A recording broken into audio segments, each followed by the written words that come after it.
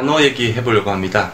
제가 단어를 익힐 때, 영어로 단어를 익힐 때 중요한 점들이 무엇인지는 다른 영상에서 이미 소개한 적이 있는데요. 단어를 안다라고 하는 것이 상당히 힘든 겁니다. 단어를 할 때 세 가지를 생각하셔야 되는데, 첫 번째는 그 단어 자체의 의미, 진짜 의미라는 게 있어요. 그 본질을 흐르는, 아우르는 의미가 있고요. 두 번째는 그 단어들이 쓰이는 상황이 있습니다. 상황.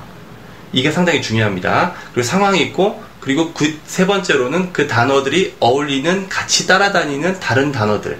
이 세 가지를 같이 하셔야지 단어를 제대로 아는 겁니다. 그런데 우리나라 교육과정에서는 단기간에 많은 단어를 습득해야 되는 시험 준비라는 측면 때문에 어쩔 수 없이 한국어와 1대1로 묶어서 많이 무작정 외우게 만드는데요. 그 결과가 뭐냐면 콩글리시입니다. 단어의 진정한 뜻과 용법, 상황을 같이 연계하고 있지 못하기 때문에 대부분의 사람들이 한국어를 떠올리고 그 한국어랑 묶은 단어를 떠올려요. 그렇게 돼서 의미가 제대로 전달이 안 되는 경우가 아주 많습니다. travel이라는 단어 아실 겁니다. travel. 어떤 한국말이 떠오르시나요? travel 하면 여행한다는 말이 떠오르시죠.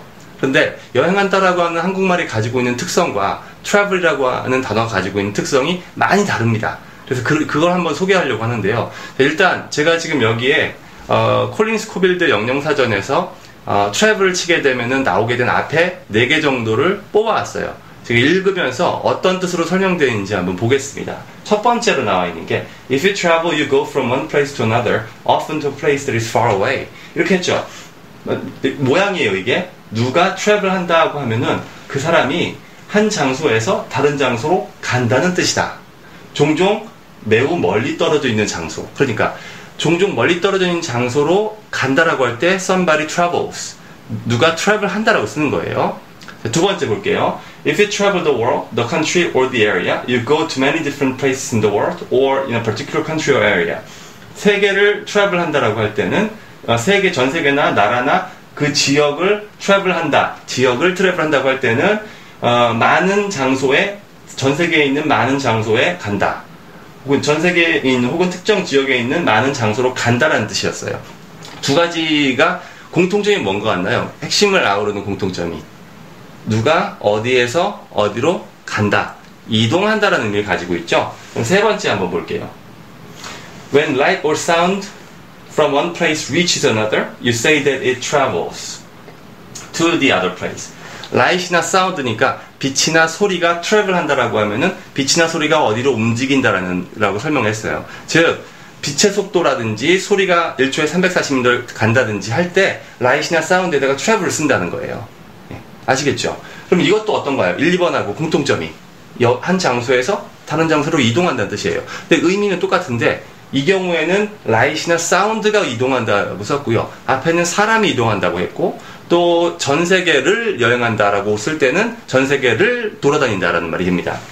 네, 그러면 이 세 가지에서 여러분들이 알 수 있는 것은 그 핵심적인 뜻하고 이 travel이라는 단어가 누구랑 같이 쓰이는지, 어떤 모양으로 쓰이는지가 나와 있어요. 요 세 가지를 익히셔야 됩니다. 그럼 이건 어떨까요? 나 요즘에 일하느라 힘들어서 며칠 여행이나 다녀올까 싶어. 이런 얘기를 하고 싶다 칩시다. 며칠 여행이나 다녀오고 싶어 라고 했을 때 많은 한국 사람들이 travel, I'd like to travel for a few days 이렇게 일합니다. 그렇다면 사실 그 상황에서 적절한 표현이 전달되지 않습니다. 그때는 이때 여행은 어떤 거냐면 그냥 쉬기 위해서 어디를 돌아다닌다, 쉬기 위해서 어디를 간다 이런 말이잖아요. 근데 travel이라는 단어 자체는 그런 목적에 대한 의미가 없어요. 그렇기 때문에 며칠 좀 쉬어야 되겠다, 며칠 좀 여행이나 좀 다녀야 되겠다라고 할 땐 travel 쓰지 않고 I'd like to take a trip 이렇게 합니다. I'd like to take a trip for a few days. 이 정도 얘기하게 되면 충분히 며칠 정도 여행하고 온다라는 말이 됩니다. 물론 trip이라는 단어가 가지고 있는 뜻 중에도 travel이 가지고 있는 그 용법하고 좀 겹치는 부분들이 분명히 존재합니다. 단어들이 이거하고 이거 전혀 다르고 똑같고 이런 게 없기 때문에. 하지만 분명한 것은 어디에서 어디로 이동한다, 옮겨 다닌다라는 것이지 놀러 간다라는 의미가 아니라는 거예요, travel은. 그래서 이 용법, 여러분들이 다른 단어를 접할 때도 이렇게 사전 정의를 쭉 읽어보시고 그 중심을 흐르는 어떤 단어의 느낌을 먼저 안 다음에 그 단어가 등장한 그 맥락을 여러분이 숙지해서 이런 맥락일 때 쓰는 것이구나 라는 걸 익혀가는 겁니다. 어차피 영어를 배운다고 하는 것이 하루 이틀 1, 2년에 되는 것이 아니기 때문에 꾸준히 말을 접할 때 이런 식으로 접하게 되다 보면 사용할 수 있는 말도 늘고 또 정확한 소통이 가능하게 됩니다. 말을 구성하는 가장 기본적인 요소인 이 단어 공부법이 제대로 돼 있어야 여러분들이 나중에 다시 해야 되는 그 번거로운 비용 효율성이 떨어지는 일들을 하지 않을 수 있는 겁니다.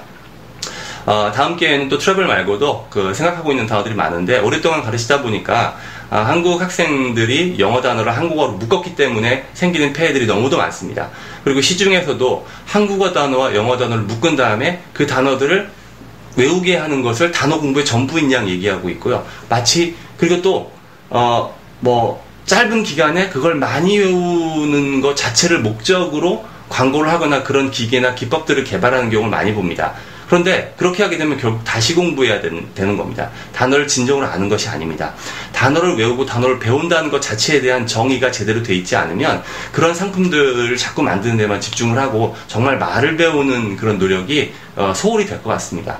이 점 꼭 기억해 주시면 좋겠습니다. 여기까지 하겠습니다.